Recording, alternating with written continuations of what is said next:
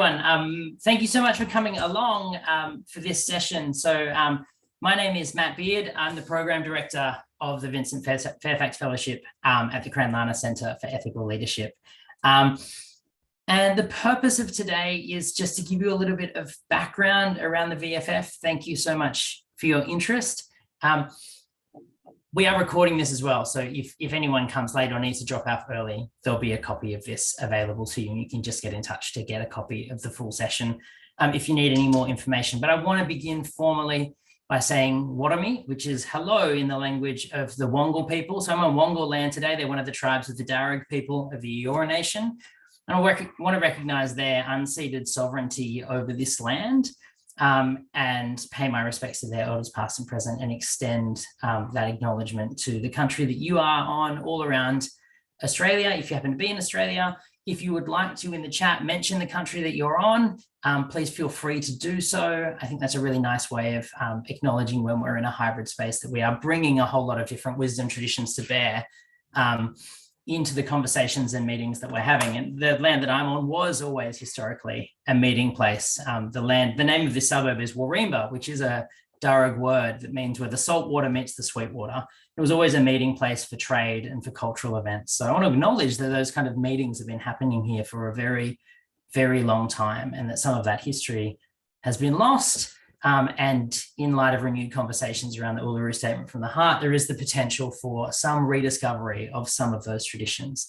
And that's an exciting way to start talking about what it is that we do in the Vincent Fairfax Fellowship, because we are talking about, you know, the exercise of imagination, the exercise of moral imagination and political imagination that is represented in moments like the discussions that we're having around the Uluru Statement from the Heart in this year. And so it's a nice way of acknowledging that, you know, these are lived moments for our nation when we're having conversations about ethical leadership, and that's part of the conversations that we're having. So I just wanted to give you a sense of what it is that we're going to cover off in our conversation today, and then we'll kind of dive into some of that as well. So the first thing we're going to do is give you a little bit of background about, you know, why the Vincent Fairfax Fellowship exists, what it's trying to achieve, some of the history and vision behind the Vincent Fairfax Fellowship. Then we'll give you some anecdotes and some insights and some data that we have around what alumni and fellows experience in terms of outcomes, in terms of what the program does. Give you a little bit of an understanding of what's how the sausage gets made, what kind of our ideas about what ethical leadership looks like are, so that you can then understand how the program goes about delivering those, and check that your kind of understandings about leadership are in line with what we're trying to deliver and achieve within the program.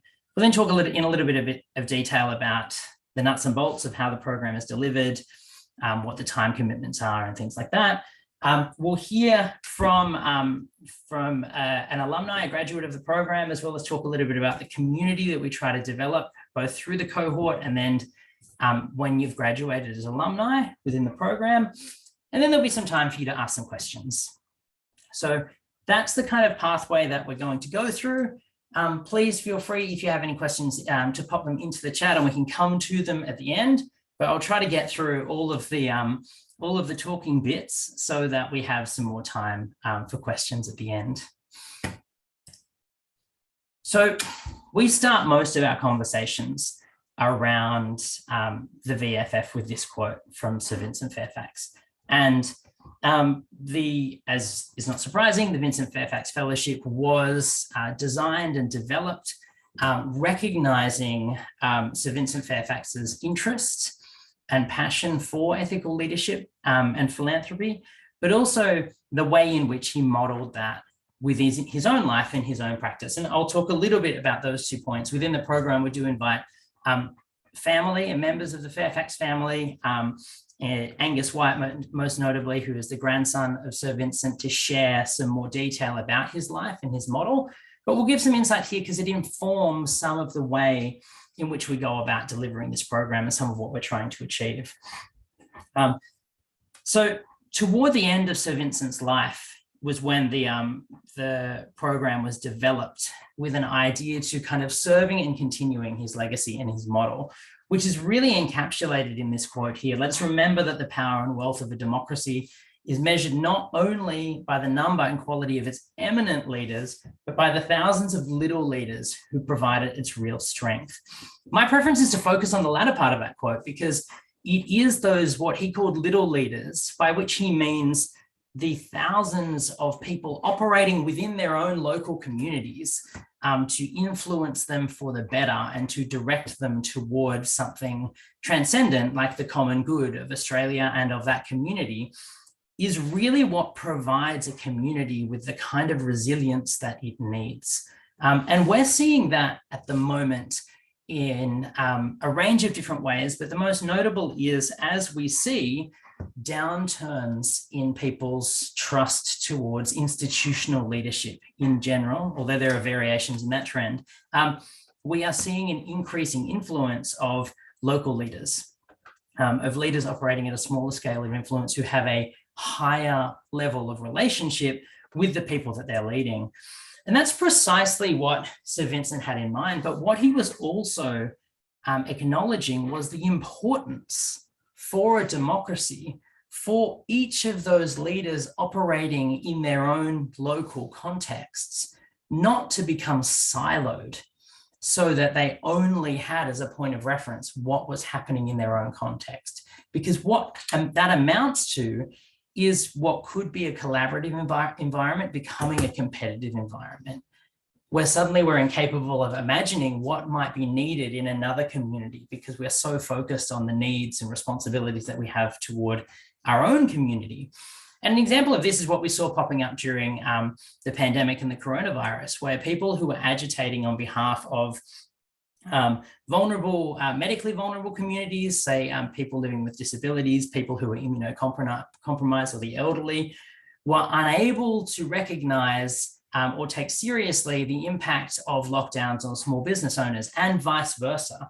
We saw very issues-based advocacy, which represented the first part of this, right, the little leaders model, but what it lacked was a shared sense of the common good, a collective language by which we could then explore the various ethical challenges and tensions that arise when we are trying to lead not just for the good of our small community, but to participate as citizens in a much broader conversation about the common good.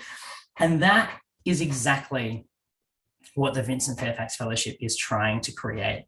It's trying to bring together a range of these kinds of little leaders or local leaders who have particular areas of influence so that they can exchange insights and expertise and wisdom about what has been helpful and effective for them. And secondly, so they can come together around common issues and build a shared understanding of what it might mean for us to progress, not just as individual leaders within organizations, but as a community who are trying to shift the needle on some very important and lasting pieces of concern. And so that's a core part of our motivation. It's why we try to recruit cross-industry. It's why we try to cultivate particular kinds of diversity within our cohorts. And it's why we try to orient our conversations not just around some of the nuts and bolts of ethics and decision-making and leadership, but try to connect that with a much broader set of concerns. And we'll talk about that in a second. The other thing about Sir Vincent that you need to know, because it's really important for the kind of leadership that we're trying to engender here, is, and the quote that's here comes from the obituary that was written by Max Suich, who was a journalist who worked really closely with Sir Vincent when he was at the then Fairfax newspapers. And he describes Sir Vincent as a perfect nuisance in the boardroom. What he meant by that was that in an environment where questions were more commonly oriented around column inches, how many advertisements were we going to show on each page, what were sales looking like, what was the ad sell that we were able to achieve, he would ask questions like, is it the right thing to do? Is it fair? Is it decent? And he would strongly advocate for particular positions on those terms without necessarily seeking to exercise his influence and therefore dictate the way that things could happen. So he had a strong sense both of principle and of pluralism which made him an incredibly effective leader. One of the things that was most noteworthy about him was this ability for him to both be a man of strong principle, but also a man of strong acceptance and respect of the various perspectives that people could bring to a particular issue. And this notion of the perfect nuisance, the person who is able to relocate conversations about business as usual, conversations about efficiency, conversations about finance, and situate them within an ethical landscape instead, and ask the difficult questions that some people find far more difficult and don't have the same kind of language to articulate, is one of the skills that we try to engender within the fellowship. So a really important source of some inspiration. And the third thing that's really important for us to do, and I'm going to give you a little exercise here as a showcase, not just of one of our purposes, but also of some of the ways in which we try to get into these conversations within the program, is to recognize the role of leaders not just as decision makers, because so many conversations about leadership, particularly around ethics, try to focus on decision making. We need the right decision-making framework. We need to develop people's, ethical reasoning skills. We need to introduce them to new ethical theories so that they can resolve the challenges that they're facing. But we try to also help leaders to see their impact in a much deeper and more broad-arching way. And that's by looking at the kinds of scripts and narratives and stories that are embedded into cultures and organizations that interfere and interact with people's ability to practice ethics. So, a little exercise for you. This will only take a couple of minutes. This is a giant list of various things that we might call values that either an individual might hold or an organization might hold. And I'm just going to give you 30 seconds to do two different activities, okay? The first one is, I want you to start, I'm going to give you 30 seconds for this, to come up with a list of 10 values that you think mark someone as an ethical leader. What are the 10 values that you think represent ethical leadership? And I'm going to give you 30 seconds for that. I'm actually going to time that, and I'll let you know when your time is up. I know I can't see a lot of you, and that's fine. I'll just call that when we're all done.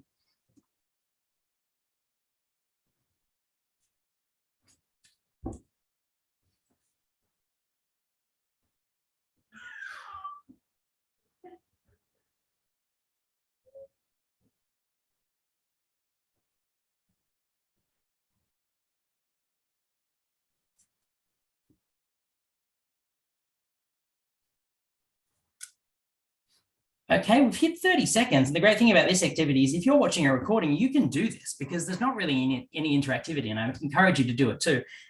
So now I'm going to give you another 20 seconds, and I want you to reduce that list of 10 down to a list of 5.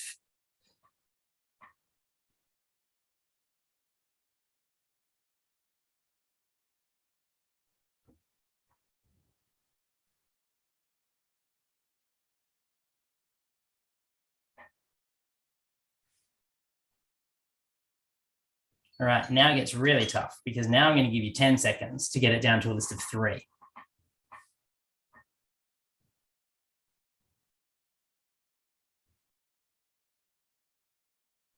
All right, stop there. Hopefully you've got a list of 3 values. And now what I want you to do is just jump into the chat and chuck you through. Actually, we'll hold off on that. We're going to do something else first. I want us to go back to the top now. So I'm going to give you another 30 seconds. I want you to find 10 values, but I now want you to find 10 values that you think best represent managerial excellence.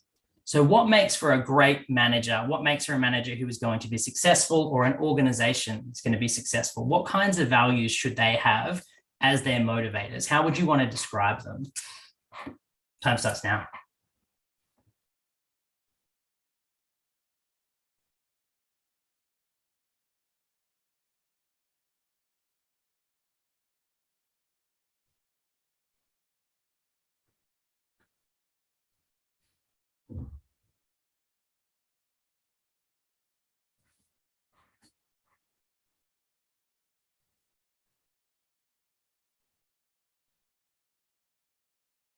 Okay, and we're going to go with 20 seconds again. Let's see if we can get to a list of 5.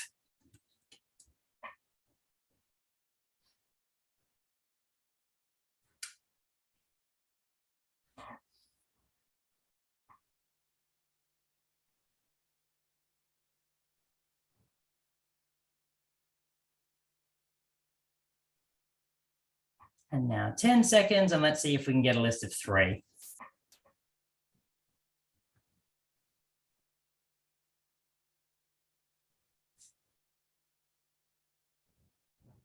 Okay. Now, you should have 2 lists of 3 values. What I want you to do is, if you can just open up the chat, I just want you to paste now, everyone, if you could paste your list of ethical values into the chat here, and then just hit enter. This is just a reduction. This is not a real exercise. We haven't revealed to you your true soul in doing this. This is an arbitrary exercise with a whole bunch of random numbers. But if you can chuck your 3 values in here, I think it's going to be really interesting.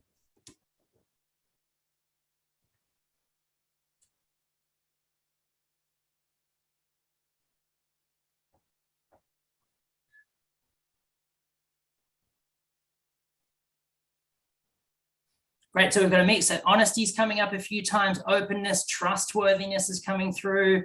Got authenticity, I can see a few times. Fairness and justice feature quite strongly across everyone's list. That's brilliant. Now what I want you to do is put in your 3 values that you think mark organizational or kind of managerial success.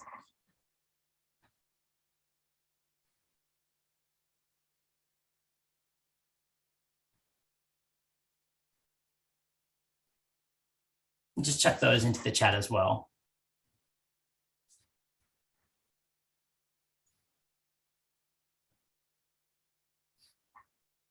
Great, so we've got words like innovation, ambition, trust and responsibility still feature. Respect pops up a couple of times. Competence, ambition, boldness. And this is really interesting. Now, why do we do this exercise? Firstly, a lot of the activities that we do and a lot of discussions that we have, the magic is in the debrief. The activity is intended to provoke the thinking. And then what we would do now, if this was a session, was we would dive in and go, what are the differences between these things mean for us? What does that tell us about some of the ways in which we're approaching leadership when we also have managerial responsibilities?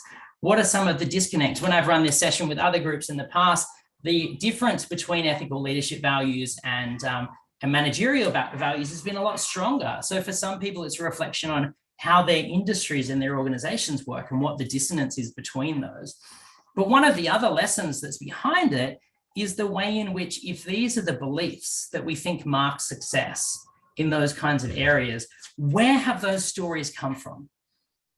Where did we get those narratives around what makes for managerial excellence versus what makes for ethical leadership?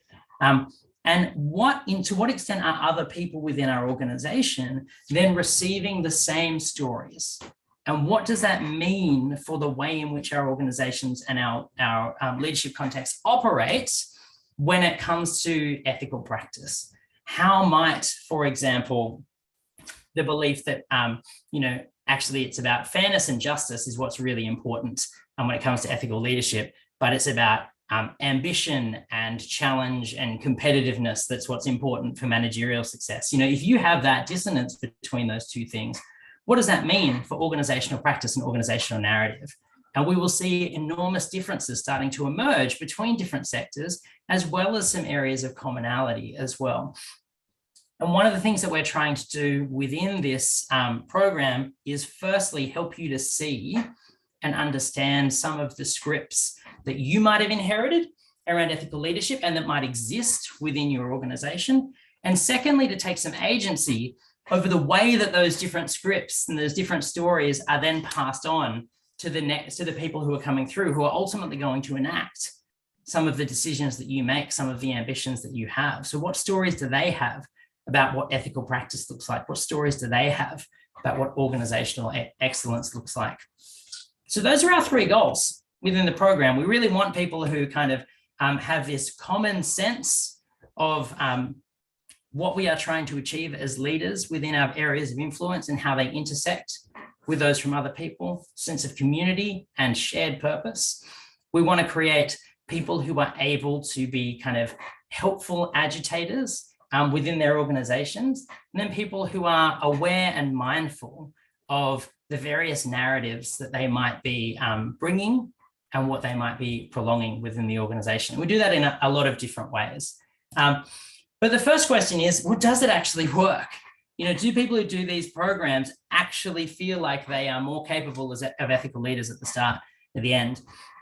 And the honest answer to this is that we have a lot of anecdotal feedback. We have less by way of empirical feedback. But this is an example from the cohort who graduated last year, who were the first cohort who I steered through the Vincent Fairfax Fellowship. And every group does a pre-survey and a post-survey. Well, that's what I'm doing within the program now. And we just ask them these 6 questions. Now, the data does not tell the full story. We ran a number of workshops around this to help the fellows to kind of explain it and understand it for themselves. It's primarily a tool for self-understanding, not for program evaluation, because it's not necessarily true that an uptick in one of these areas represents improvement. I could have a cohort come through at the start of the program who overwhelmingly say that they are very confident in their ability to make ethical decisions, but are in fact overconfident. Where it might be a positive development that they feel less confident at the end of the process because they recognize how complex these decisions actually are. But recognizing some of that nuance, we do see movements in a positive direction, most significantly around people's confidence to deal with ethical disagreement and ethical pluralism within their organizations, and their ability to affect meaningful change within their various spheres of influence. There are a lot of reasons why these things move in that direction, and because we've run these meaning-making workshops, we understand some of the things that have driven those, and feel quite confident to tell them as positive stories. And I'll share some reasons why people feel that way a little bit later on. But for now, this is just a quick snapshot to show you that, yeah, there is from our alumni as a group, not just as individuals who can share anecdotes with you and stories, that we do have some reason to believe in the success of the model that we're working with. So what is that model? Well, our approach to ethical leadership within the VFF rests on 5 pillars. We think that ethical leaders are positive role models in their communities, that they're architects of ethical cultures. I'll say a little bit more about what that means in a moment. They're agents of moral progress, good decision makers, and that they are connected to the communities that they lead. Now, what do each of these mean in a little bit more detail? So positive role models in their community. There's a long tradition within Western philosophy, particularly within the tradition known as virtue ethics, of the importance of what we call moral exemplars, people who represent the best versions of what virtue looks like within a particular sphere. We need to be able to look up to those people and try to emulate their behavior if we are going to ourselves move closer to ethical practice. One of the roles of ethical leaders is to be those moral exemplars, not just because it gives people someone to look up to and aspire to, but because witnessing senior leaders making ethical choices and modeling ethical practice is a demonstration of what success looks like. And therefore, people start to not to dissociate in the way that we might with those different framing exercises, what's important about ethical leadership.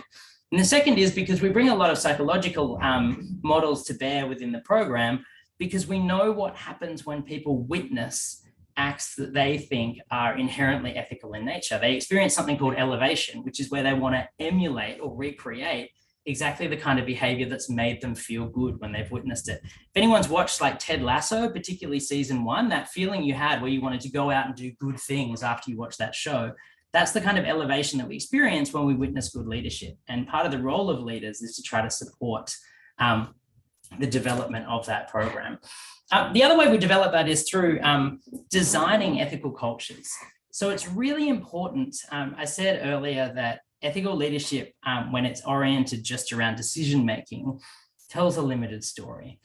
And that's because if we emphasize the skill of the decision maker at the expense of the environment in which those decisions are made, then we haven't told the full story, right? The reality is that the vast majority of us can make better or worse choices, not by changing anything about ourselves, but by just putting us in a different place.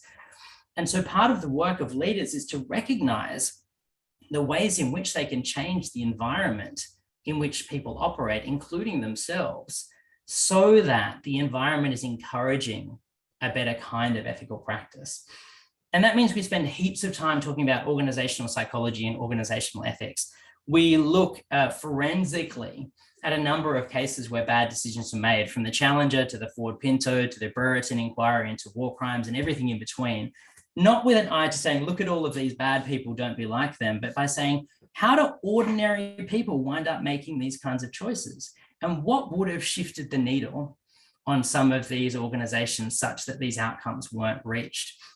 And there are basic things about the way that systems work and the way that organizations and people work that we can do to try to unlock the kind of innate potential that they have to make better decisions when the climate is slightly different.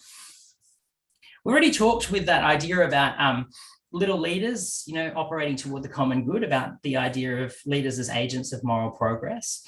We try to spend some time looking at how broad social and moral and political issues intersect with the work of individual leaders, so that we're seeing significant change that's not just of outcomes, but changing the nature and fabric of our organization. So for example, what is the difference between an organization who takes a public position in saying, yeah, we think people should vote yes to the Uluru Statement from the Heart, and an organization whose leaders genuinely understand what is sitting behind that ask and what the model of governance is that is inherent within that kind of mode of thinking, and tries to emulate and recreate aspects of that within their organization.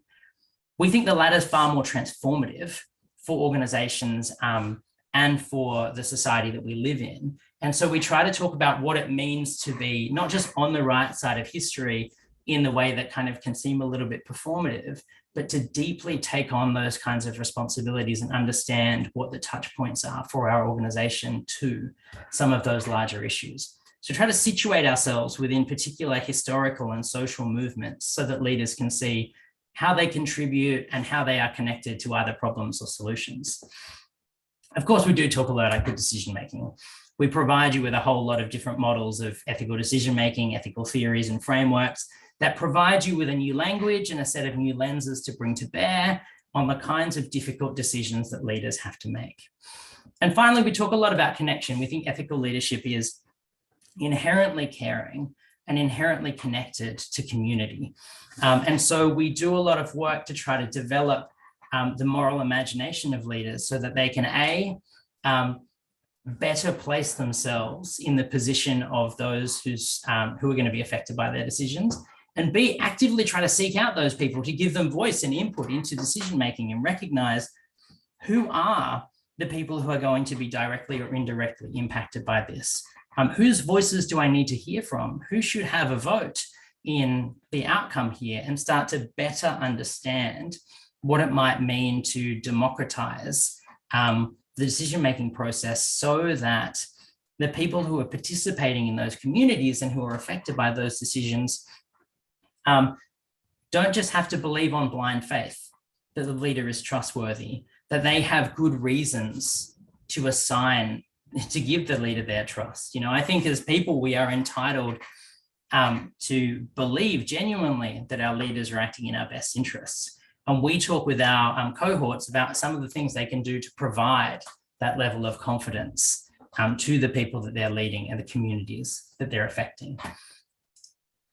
And so it's those 5 pillars, and we deliver, those in a range of different ways. And I'll talk a little bit about the different modes of delivery in just a second, but through personal reflection, through introducing you to new theories, frameworks, concepts, mental models, to start to understand things, to engage really closely in case studies and people coming in to tell their stories and debrief and examine those, but also getting you on the tools through a kind of an impact project where you are trying to actually build something new to engender some change within your organization or within your industry that helps you to see how all of these things interact in an environment where you can kind of debrief it throughout the program. Too many programs give you all of the learning and then just expect you to go out in the world and do it unsupported. And we want you to have the ability to come back and debrief when something doesn't quite go the way you planned, when you've learned something new. So you're still within that learning environment as you're trying to start to affect some of that change. So how do we structure this? We really deliver in 4 different ways. So we have group sessions, which are facilitated, some of which are in person and some of which are online. We also have group work, which is independent of the facilitators, which are primarily myself and a co-facilitator named Anna Marie Ruding, but also with some other mentors who will draw in. But where small groups within the cohort are coming together around particular topics. They might be developing communities of practice focused on shared problems that they're trying to address. They might be working together around their various impact projects as kind of peer coaches, or because there's they're working on a common impact project because of those shared interests. And also in the retreat, sometimes I will just send you away for a few hours to try and work on something together and then report back as a group. And I find that's a much better way of building those strong relationships and networks that are really important than just having a whole bunch of social drinks and activities like that. When you're actually engaged in the work together and have that time and space that's not mediated by a facilitator, it allows for those kinds of relationships to build really strongly, which is a core part of what we're trying to achieve here. We also have tools for self-directed learning. So we have online learning materials. So we'll send out sort of some reading, some reflections, some content that's thematically linked to where we're at in the fellowship, and give you some opportunities to just do some personal reflection around those. What does that mean for me? What will I bring to this? You can use that to then bring to the kind of one-on-one support of personal development. You can bring that to coaching sessions with me. You'll get 4 through the course of the year. You can bring that to kind of peers if you're just, informally, some of the fellows are bringing up, are starting kind of peer coaching relationships. And then we'll also structure that formally within the program. But it's your own kind of space to just take a beat out of the cadence and the talking that sometimes happens within the program to go, what does this mean for me? And where do I want to make this real and make these changes for myself and my organization? Because it is about the relationship between those 2 things. And yeah, then we do have that supportive personal development that I just alluded to. So there is the opportunity for one-on-one coaching as well as group and peer coaching within the program. And then we do draw on our alumni community and are aiming to do that more and more to provide you with a broader network of support, both within the program and then once the program is complete, so that when you're facing some of these moments of crisis, you don't experience the profound loneliness that I often get told that leaders experience when they're dealing with some of these difficult decisions. In terms of the time commitments that are involved over the course of the year, so we run 2 retreats throughout the year, which are on site. They run for 5 full days, and they do a lot of the heavy lifting for the program. That is the main place where you are going to build relationships with the fellows. It's a whole lot of in-place experiential learning. So we lean into the places and environments that we're in. That's where we bring in a lot of our externals to help to facilitate conversations as well. And it consolidates some of the learning that's done on either side of the retreats through the online learning systems and things like that. We also do have online kind of group work. So there's an online induction at the start of the year, as well as online workshops, which kind of happen at the end of every month, sort of throughout, with the exception of the ones when we've got retreats on, because there's enough work to be done there. And those are intended to consolidate the learning that's happening in our online modules. So for example, this month, our fellows, a lot of the online learning that they're doing is about the role of organizational kind of what we call strong context. This is in helping to either undermine or support ethical decision-making. And so what we did, we started them off with a case study, an experiential learning activity where they were suddenly board members trying to make a decision within a pharmaceutical context about a case study that they weren't familiar with. After they did that and sort of debriefed it, had some initial reflections, they now have the rest of the month to go away with a whole lot of curated reading material, some reflective activities that help them to understand why they made some of the decisions that they did and what they could have done differently. And so they're diving into a phenomenon that's known as ethical blindness to understand that, and then to understand what can be done about that. And that will be a standalone kind of module. And then another module which builds on what they've learned will come through the course of that. The reason to have those is A, to expand on what you might be able to access if we were just doing face-to-face, but secondly, to allow us at the retreats to really dive much more into experiential and interactive learning rather than it being another form of content delivery. So you will not on the retreats be sitting in a room having slide decks thrown at you with a whole bunch of new information to learn. You'll have already covered off that material and you'll be working on what does it mean for me? How do I apply that in context? What does that mean for where we as leaders are at in 2023, 2024 in Australia, and trying to drive some of those conversations forward. So as I've alluded to, we also run impact projects, which are a combination of individual work, looking at your own organizational context or your own industry context, what's something that I can do to shift the needle here, but also working in groups on collective problems to say, what can we as a group of various little leaders from different contexts do to contribute that's going to help to address a broader issue. So an example of that might be, and we're at the early stages here, but some of our fellows are starting to talk about youth participation within their organizations. How do we generate the next generation of ethical leaders so that they don't come in at 50 years old and that's the first time that they've had to make an ethical decision, after they've done 30 years of their professional career without ever having exposure to that? What would it mean for young people and new recruits into an organization to have a meaningful contribution to the values of that organization? We so often, values are kind of the organization values are set, they're often set by senior leaders, and then they're rolled out across the organization. What would a participatory model actually look like? So they might work on that, which is not a specific problem for a particular organization, but is something that they can hand out across the organization, across multiple organizations and contexts, so that all of the leaders in the cohort and beyond can benefit from what they've worked on. They're trying to address real problems through kind of peer mentoring and subject matter expertise coaching, which we can provide through the course of the program. So that ebbs and flows throughout the program, but when they're in real focus mode, it can take 1 to 2 hours a week, depending on the focus there in terms of a time commitment. And then finally, as I mentioned, there is coaching that's available. That's not an enormous time commitment, and it is voluntary to some extent. So you have access to kind of 4 one-on-one coaching sessions with me. There will also be options for kind of group coaching and peer coaching around the impact projects, which will happen after the second retreat. And we do also have some accredited executive coaches who are familiar with the program, who can also be working alongside you throughout the course of the year. There is an additional cost for that service as well. The last thing I want to say before we hear a little bit from an alumni is just a little bit about me. I'm not going to give you a great deal of detail. So my background has been in academic philosophy. I did my undergraduate research and then my PhD, all focused on ethics.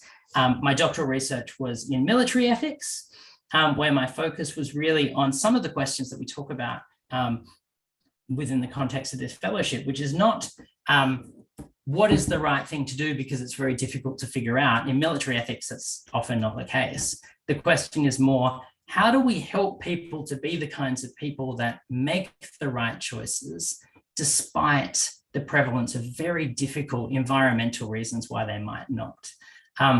What do we need to do in culture, within organizations, and within individual development? And that has led me to working much more closely with leaders and in much more applied context. So I spent about 5 years at the Ethics Centre up in Sydney working with Simon Longstaff, where I spent a lot of time getting into organizations, usually after things had gone awry, to try and make recommendations going forward. And I've been leading this program for the past 2.5 years. I also work with the National Gallery on their ethics advisory body, looking at some of the particular ethical challenges that they face. And I run a podcast with the ABC called Short and Curly, which is about ethics for kids, which is very play-based and experiential. And I use some of that experience in the way that I go about delivering this and any other program that I go about as well, because I think play is such an important part of the way in which we can learn and really embed some of the things that we're talking about and learning about. But you're not just learning from me, you're learning from an enormous community around you, not just within the cohort themselves, who you will go through the program with, but also an alumni community that extends beyond that as you graduate from the program. I held this off, but one of the reasons when I showed you the feedback earlier about fellows saying that they feel more confident about making ethical decisions, about affecting change in their organizations. One anecdote that I think was really representative when we ran a meaning-making workshop at graduation last year was a fellow who said, look, I've learned a lot. Like, yes, I do have a whole lot of different models and frameworks, and that unquestionably has helped me. But the thing that makes me feel the most confident about facing difficult ethical decisions is that I've got each of your phone numbers, in my contact list now. And I know that I've got a group of people I trust who care about me, who I can call up and ask for advice. And that, to me, is far more powerful than any kind of piece of new philosophical insight that I can offer within the course of the program. The relationships that we build are designed to last, and we want them to last throughout the course of your professional life. And so the community that we aim to develop is a really important part of what we do. We aim to draw leaders, as I've said, from across a variety of different industries, nonprofit, government, education, for-profit sector, with different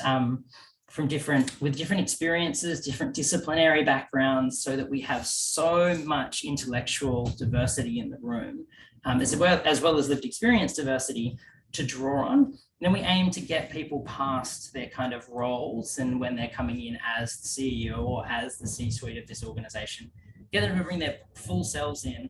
The relationships that are built off the back of that, we find are really significant and perhaps the most powerful determiner of lasting impact within the organization.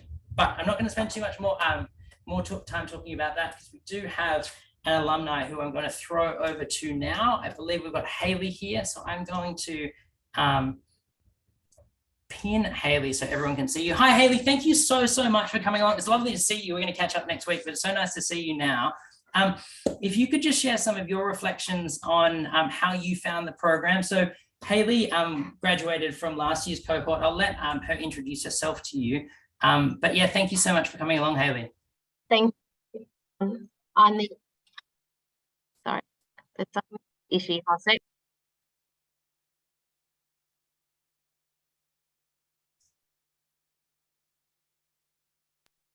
Can you hear me now? Yep. Okay, there's some terrible echo going on my end. If that's not affecting you, I'll try to persevere. So I'm Hayley Parks, the Executive Director at Homes Victoria. I manage the state disability program, but probably so as an executive in a social housing provider. I did this program having done the Cranlana program, and that sparked my interest in all things philosophical and ethical, whilst also having no actual desire to do what Matt has done and do a PhD in ethics. And I also in my career, I found that as I've got more senior, there are less and less spaces where you can have the kinds of conversations you have in programs like this, where you can be your full self, where you're not having to second guess the way that you engage in a particular room because of what that means for your workplace dynamic, your leadership dynamic, and what that might mean for your staff. And so, yeah, it was a great program. And I have to say, you picked a really old photo, Matt. It didn't age me quite so much. That is just actually also an ancient photo. So just to be clear, it doesn't age you significantly. Thanks so much, Hayley. Is there anything about, so you've done a few different programs. You've done the Cranlana program, which is another more kind of great books, I guess, liberal arts style program that the organization offers, as well as other leadership programs. What would you say in terms of this program? Is there anything sort of distinctive, anything that surprised you about it that was kind of different to what you expected? Yeah. Can you hear me now? Sorry, I think I've resolved my issue. I think I had two screens going anyway. Trying to do something in the workday. But I think it was the value of the space to have conversations that And what that meant, not just for the content, which is really important, and Matt, obviously a very thoughtful person, and if you've got young children, famous through Short and Curly for his ability to take really tricky issues and turn them into really dynamic and interesting conversations. But to be honest, it's also having the time out from the day-to-day grind and having this space that you carve out for yourself as a leader, where you have delegated your day or you've delegated your couple of days and you are having very thoughtful, interesting conversations with people who are very thoughtful and interesting. And what that means, not just for the content of ethics and leadership, but how it brings you back into your workplace. Having had like a bit of a reset, bit of a juice cleanse, I guess, in terms of resetting yourself as a leader and resetting and being able to be more intentional and check in with yourself about how you actually think your leadership is going on all fronts, because there is a heap of self-reflection that you have in this program that you get the opportunity to do, and to really think about your leadership shadow throughout all of it. And I think the conversations and hearing other people be quite vulnerable about the impact of different kinds of leadership. You know, we can talk about large ethical issues, and they are super interesting, and we should absolutely be, and they're a huge driver for the program.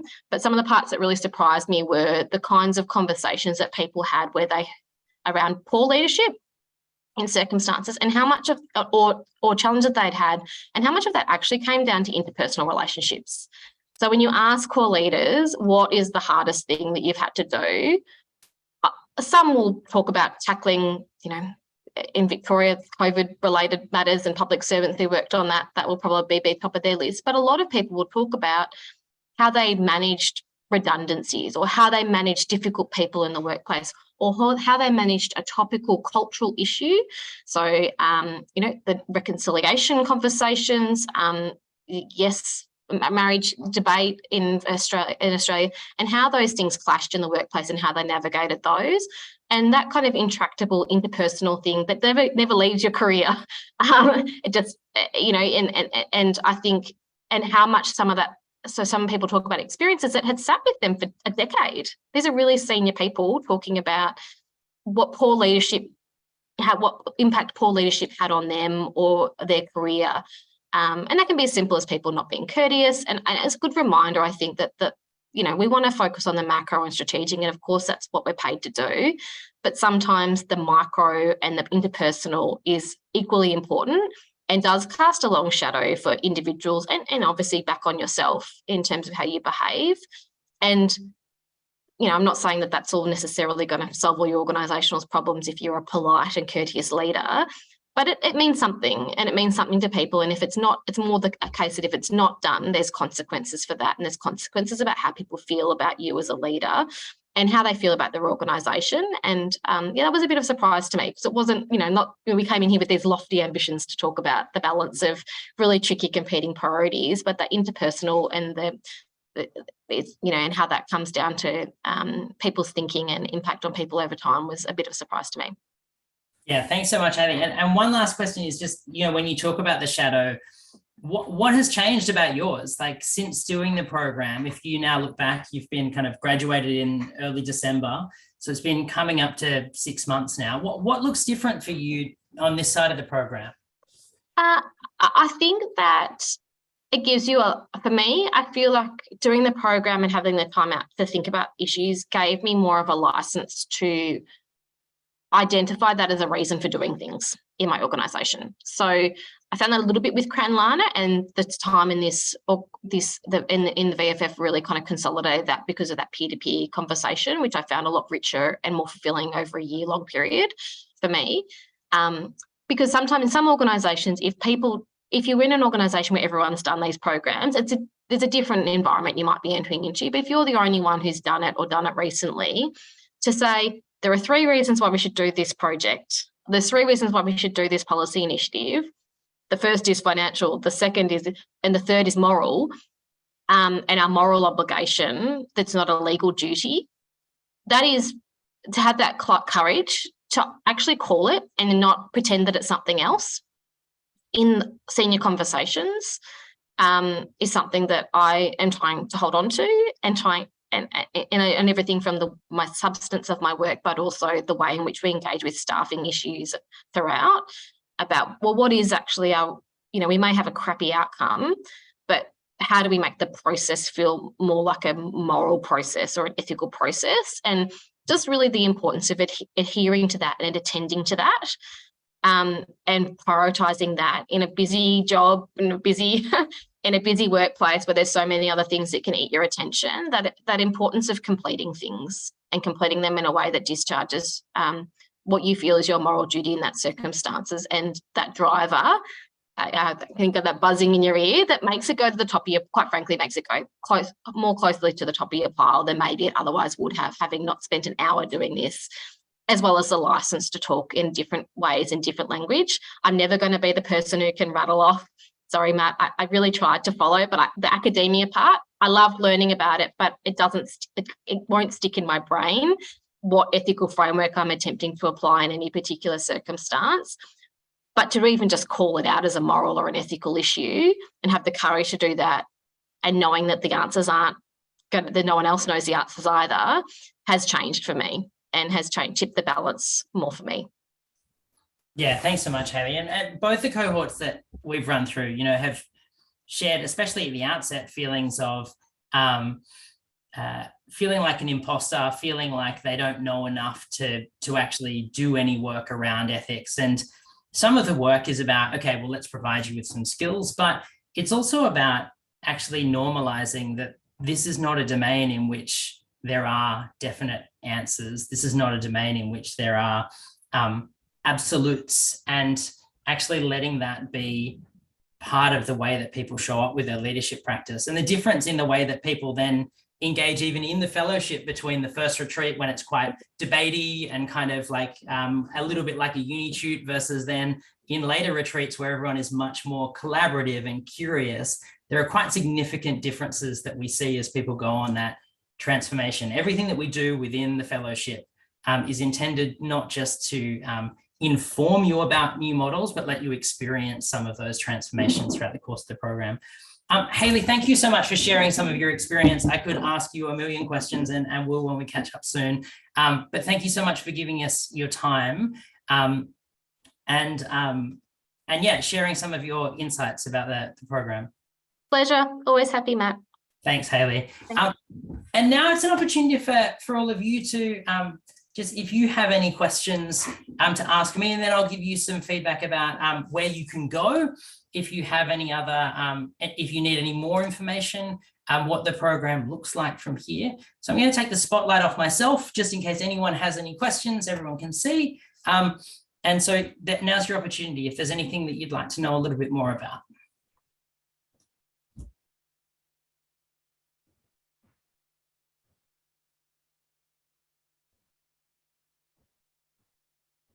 Okay, well, with the time that we've got, and you have the opportunity to ask questions, sometimes these online domains aren't the best place for it. We do have my colleague Liz Kenish here, who is our lead business development lead, who is also going to be your primary point of contact with any questions that you have about the application process. I'm just going to hand over to Liz to introduce herself to you, and then we can wrap things up. Thanks, Matt. Hello, everybody. Nice to be a part of this, and just wanted to really put my face to my name for you. Following on from these information sessions, we're going to be sending out some information. We will send a recording of this session today, along with a brochure that gives you more information and highlights some information that you may need going forward through to application. We'll be including the price list and just some information around the timing for the whole application and selection process. We will also include a few key points just around what you might need to put together beforehand, some letters of reference and things like that. So that was it really. Just wanted to say hi, and I wanted to let you know if you've got any questions following this session and leading up to the application deadline, then please do get in touch with me. My details will be on an email that will come out, but it is liz@cranlana.org.au. So look forward to talking to you more. Thanks very much.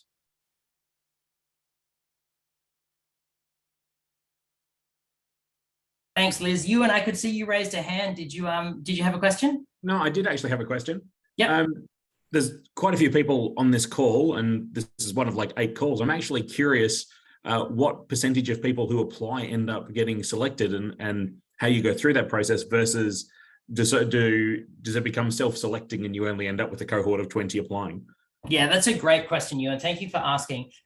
The short answer is that we've changed our recruitment model quite recently. And so this is a kind of first exercise in really testing that out. So in the past, we've had a rolling recruitment model, which has been that, if someone applies, if this is the right program for them, and we have a space available, then they would be placed into the program. And then when that program was full, we would then put them on a waiting list for the subsequent year. That's something that we're changing primarily so that we can curate a cohort that we think represents, the best kind of diversity for each of the participants. And for that reason, we now have application windows that open and close so that we can get a full list of applications and then sort of curate the process from there. So our aspiration is that we have about 50 applications. That's a really ambitious target. But in the past, we have had a kind of, I guess, what you described as a self-selective model, in that if someone had gone through sort of a couple of conversations with the program director and there was a space in the program, they would kind of go in until it was full. But we are aiming to change that model. And so that's the best kind of answer I can give. I can certainly advise you at the end of this process with how that's gone. We're going to market at the moment and trying to open up the application window kind of quite soon. So we'll know then as applications start to come through about how that is going to look. What I will tell you is that we don't just put people into the program because we need bums on seats. This is not that kind of a program. So every person that's there, we do ask for letters of reference. There is an application process, and we do screen. So there will be conversations with applicants to ensure that this is the right program for them, and that they're going to be able to contribute to the cohort as well. So that kind of process happens regardless of application numbers. But our goal is, that it is quite that there is a process of discernment and refinement. And then we find other possibilities, if there are some, for applicants who maybe aren't successful this year, but there might be other Cranlana programs or other programs that might be suitable for them. Does that help? It does. Thank you. Right. Look, even in showing up to have a conversation like this and being curious about what you might do within your ethical leadership practice, that is one step towards improving your ethical leadership practice. So thank you so much for showing up. And as I say to every group of people who I get the chance to talk to, this is my job. I get paid to come and talk about ethics and leadership. But as leaders, you're often not afforded the time that you should be to really focus on your own personal development, your own ethical development. So I just want to give you a little bit of kudos for actually taking the time to show up and have this conversation. Please get in touch if you do have any further questions. And I really hope to see a whole lot of you applying for the program and hopefully having the opportunity to work with you next year or sometime in the future. Thank you so much. Take care and get in touch if you have any questions.